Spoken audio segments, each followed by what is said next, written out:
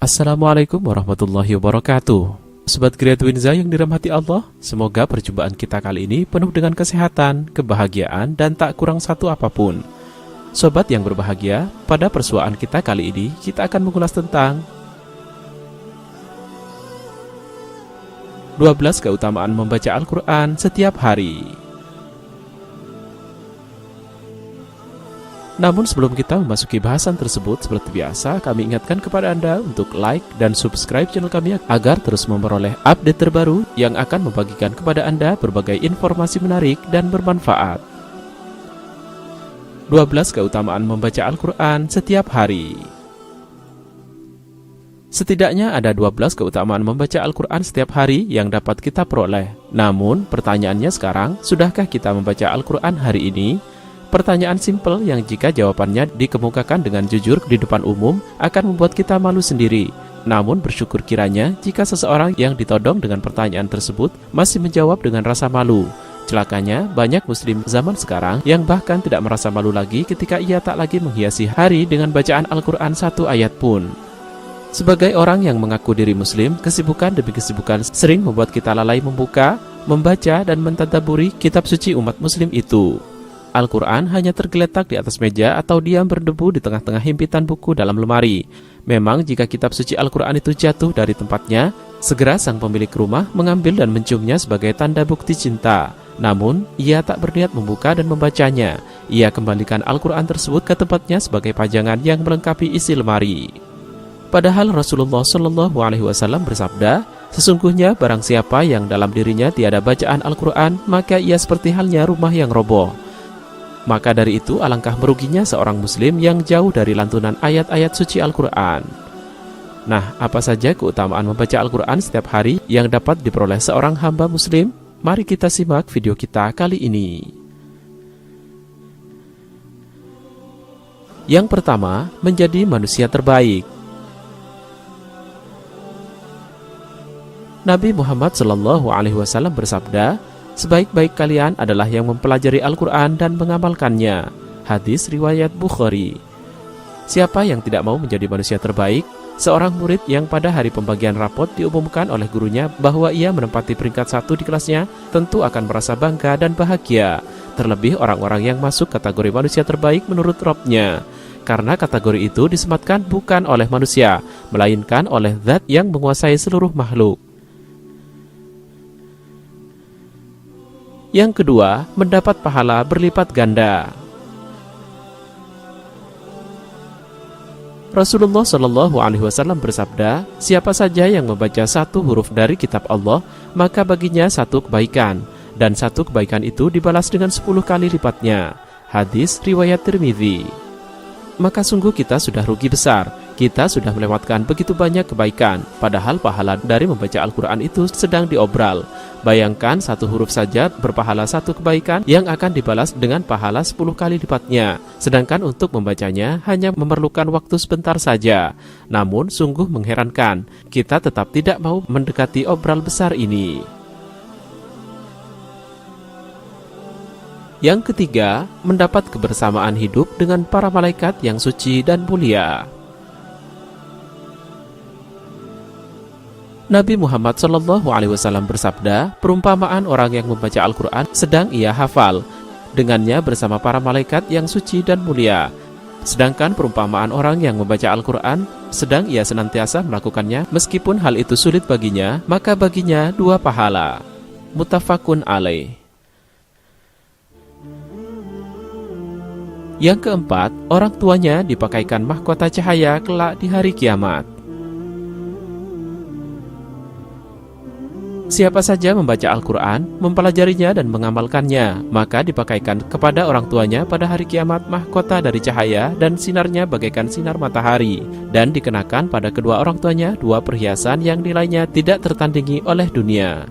Hadis riwayat Hakim. Maka inilah bentuk bakti yang tinggi dari seorang anak pada kedua orang tuanya.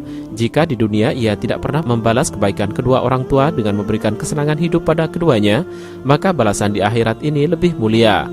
Di saat manusia lain tidak mendapatkan perlindungan dari azab Allah sedikit pun, kedua orang tuanya justru dimuliakan dengan hadiah mahkota cahaya yang sinarnya terang benderang bagaikan sinar matahari. Yang kelima, mendapat syafaat di akhirat. Nabi Muhammad SAW bersabda, "Bacalah Al-Quran karena ia akan datang pada hari kiamat sebagai pemberi syafaat kepada para ahlinya." Hadits riwayat Muslim. Syafaat atau pertolongan dari azab Allah pada hari itu sangat diperlukan oleh setiap manusia. Maka kesempatan untuk mendapat syafaat itu terbuka lebar saat ini, yakni saat kaki kita masih berpijak di bumi ini. Maka gunakanlah kesempatan yang masih ada itu, jangan dibiarkan berlalu sia-sia. Yang keenam, dibanggakan oleh Allah di depan para makhluk lainnya.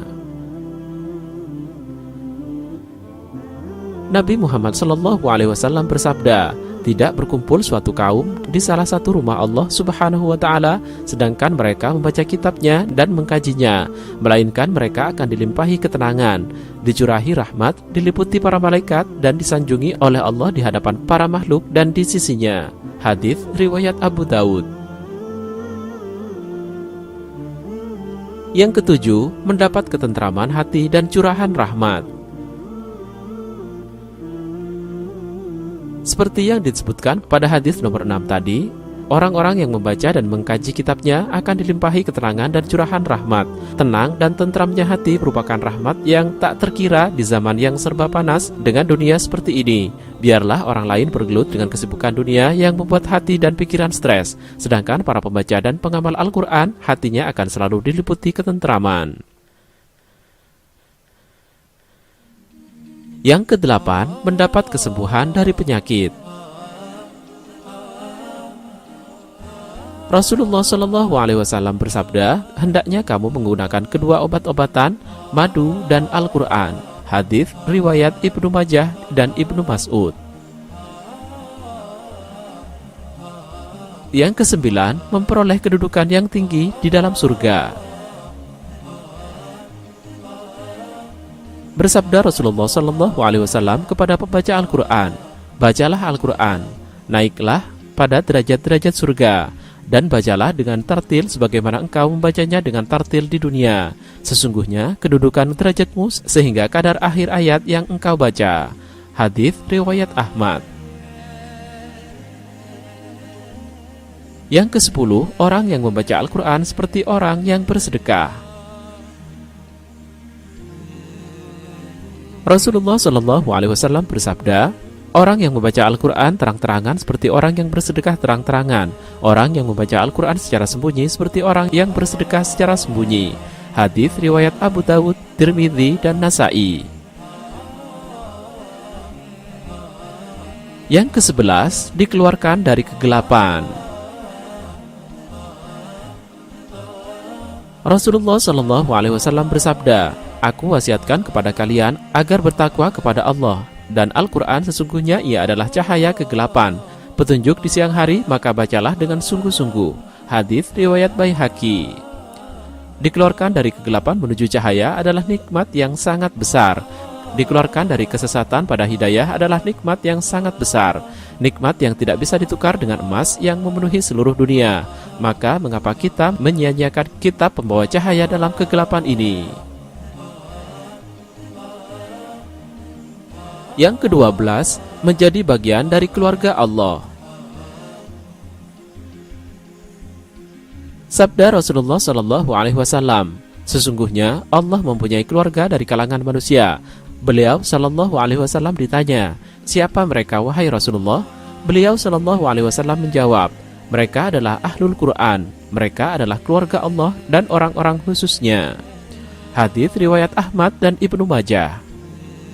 Demikianlah 12 keutamaan membaca Al-Quran setiap hari yang bisa kita peroleh. Semoga kita semua selalu istiqomah membaca Al-Quran setiap hari dan mengamalkan kandungan isinya dalam kehidupan sehari-hari. Amin ya Rabbal Alamin.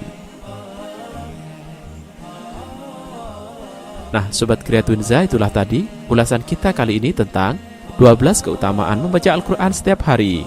Semoga bermanfaat bagi kita semua.